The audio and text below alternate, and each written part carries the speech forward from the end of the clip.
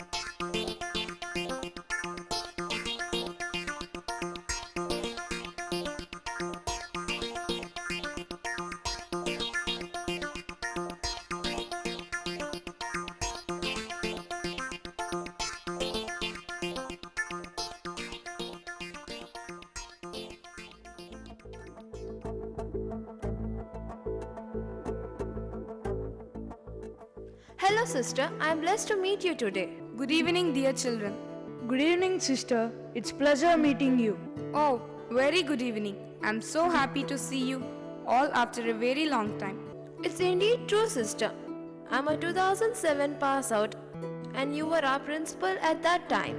When we got the invitation to grace the occasion as chief guest from the alma mater, we were happy and startled. At the same time, can't explain the feeling visiting the same school after being successful in our lives and careers is completely a different feeling, sister. Feeling nostalgic, sister. This is the place where I've learned to write, the place where I've learned to speak, the place where I've known what a fellow man is. And now I'm here in the same place to speak and be grateful to my own alma mater. Thank you so much for inviting us. You are the champions of our school, the best products. I'm really proud of you and appreciate you for all your toil to reach this position. Please be seated. Hello, sir. Hello, ma'am. It's a great honor and privilege to have you here today in our midst during this celebration. We are blessed by your presence. This is Anjani, the SPL of present batch 2016 and 17. Sir, please be seated. We are gonna start this program shortly. Ladies and gentlemen, now let's welcome our chief guest with a dance that depicts the Indian heritage and culture. Here we go.